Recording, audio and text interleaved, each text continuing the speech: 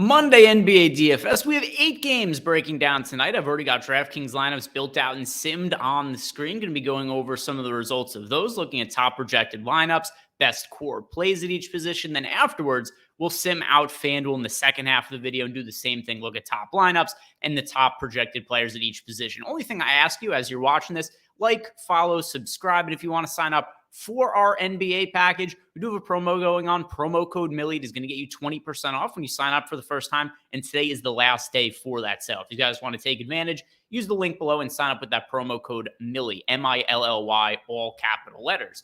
But let's go ahead and look at the top projected DraftKings lineup that I have in here. Selecting my top 150 lineups, and the number one overall projected lineup I simulated ROI. Alex Caruso, Paul George, Miles Bridges, Terrence Mann, Giannis Antetokounmpo, Norman Powell, Jayshawn Tate, and Alperen Şengün. So one thing that we should also be aware of for today, as per usual with NBA DFS, is that at the time I'm recording, not a lot of players have been ruled out yet, and there actually aren't a ton of players on the injury report, but that's always subject to change throughout the day. So at the time I'm recording, this is what it is that is standing out the most. But now let's go position by position and see what the core options are, starting at point guard.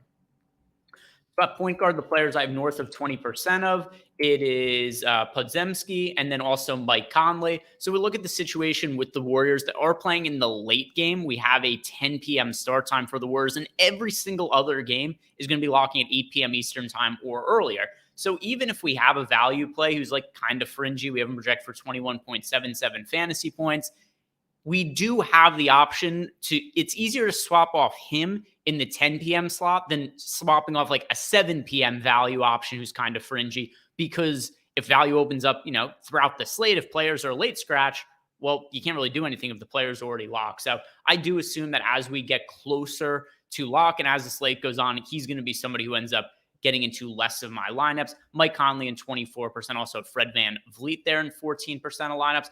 Underweight to Harden, Jordan Poole, Malik Monk, and then also still underweight to Fred VanVleet at point guard eligibility because he is projected for 20% ownership. And I only have 14% exposure to him. As far as contrarian plays go, Mike Conley is only projected here for 14.6% ownership, so about double the field on him. Shooting guards now. Let's look at the core plays at shooting guard on DraftKings, and this is where we're really seeing some of our heaviest ownership. Norman Powell, Jayshawn Tate, Paul George. Let me sort by the exposure here.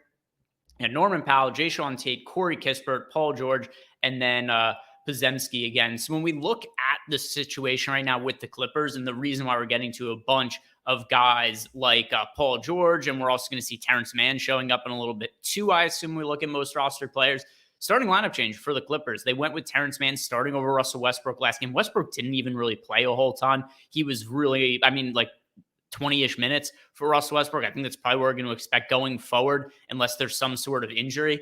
And the Clippers just look so much better with Westbrook on the bench, especially in terms of the floor spacing. They're able to space the floor out a lot better on offense. You also have Terrence Mann, who provides a lot on defense for the Clippers. So you got a spot where guys like Paul George, Kawhi Leonard, James Harden, they should all benefit from Russell Westbrook moving to the bench. And then Jayshawn Tate, Tari Eason, he's resting today, tail end of a back-to-back. So that does make Jayshawn Tate look a lot better. Project for 15% ownership, and he's in nearly half of my top lineups here.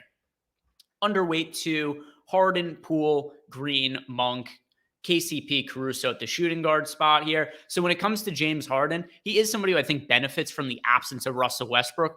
But as I've built lineups in the early going of today, I'm getting to more of Paul George and Kawhi Leonard than James Harden. And, it's not like I want to jam all three of those Clippers guys into lineup. So Harden ends up being the one that I have the least interest to, at least from now, from that standpoint.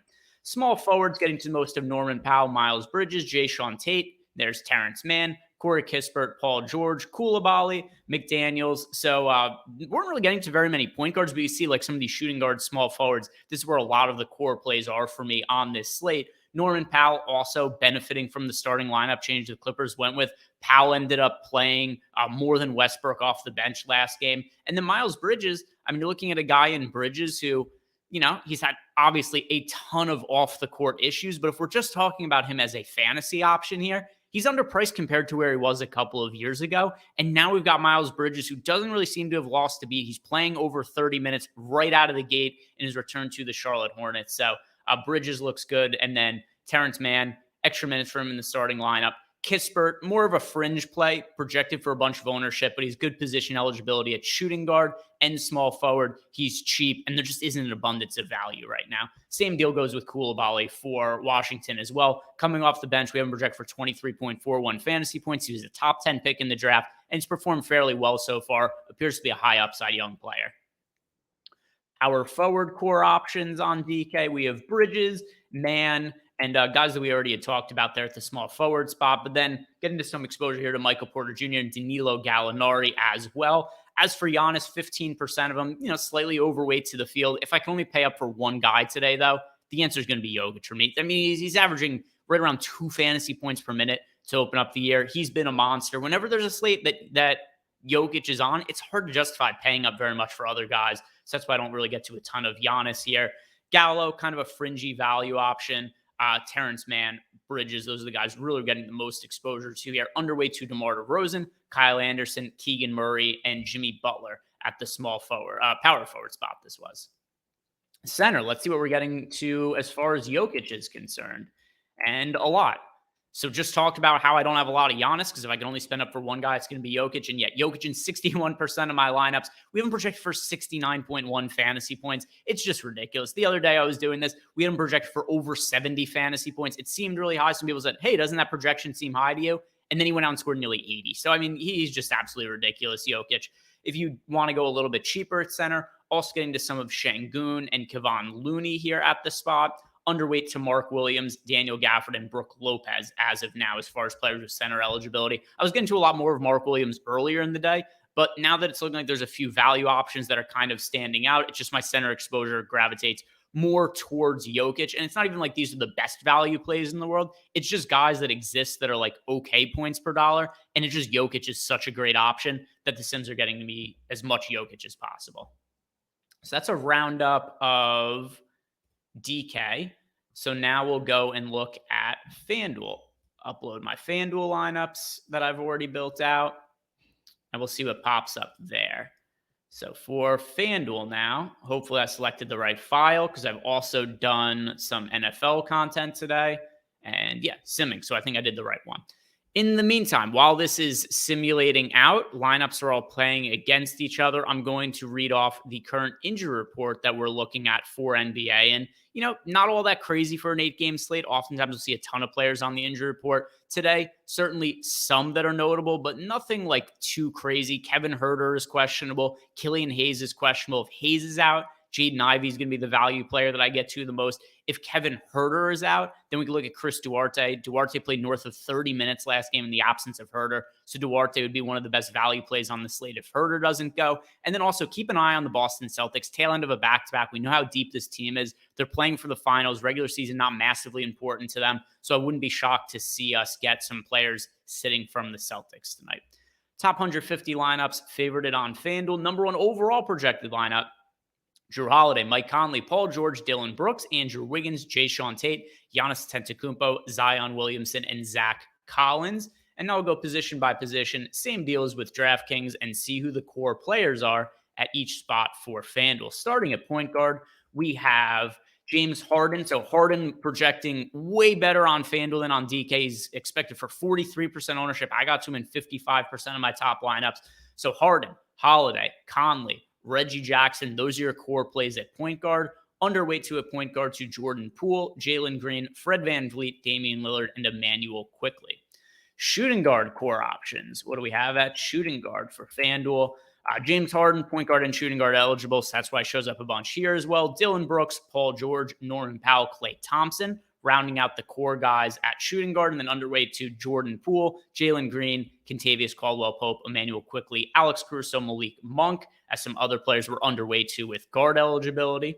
Small forward core options. We have Jayshawn Tate, 90% of lineups. He is projected for 30% ownership on FanDuel, but with the absence of Tari Eason, I really do think that Jayshawn Tate is the best value play that we have on both FanDuel and DraftKings. 90% of him is a lot, but he's just a way better value option than anything else on the board right now. Dylan Brooks, Paul George, Norman Powell, Brandon Ingram, rounding out the other options we're getting to here at small forward, and underweight to Kuzma, Wiggins, Michael Porter Jr., underweight to Terrence Mann on FanDuel and Jason Tatum, And a lot of these players we just saw at small forward are going to be the same at power forward because a lot of these guys have power forward and small forward eligibility like Jayshawn Tate. But a couple of guys that do stand out here, Zion Williamson, Giannis Antetokounmpo, players that we are getting too overweight to the field. Zion, I mean, only 8K for him on FanDuel. I know it hasn't been the best start to the season from a fantasy perspective for Zion. He's been okay, but falling a little bit short of expectations, but he's just too cheap at 8K on FanDuel.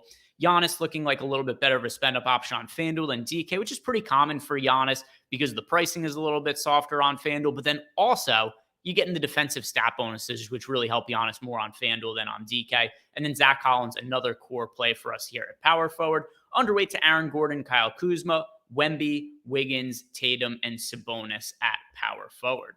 Center options now. Let's see how much we're getting to Jokic on FanDuel. And still a lot, 34.7%. So the pricing is soft enough on FanDuel that we're able to get overweight to both Giannis and Jokic, which really says a lot about the FanDuel pricing for today. And then other core options at center, Zach Collins, talked about him at power forward, as well as Brook Lopez. And then underweight to Wemby, Şengün, Mark Williams, Daniel Gafford, and Sabonis as players with center eligibility. So that's going to do it for me today, guys. If you like this content, like, follow, subscribe, and then also check out NBA Live Before Lock tonight. If you want more information on any of the players that are scratched or any kind of changes that happen in terms of projections, ownership projections, I'll be on Live Before Lock from 6 p.m. to 7 p.m. Eastern time tonight with Eric Lindquist. So I hope to see you guys then. Good luck tonight.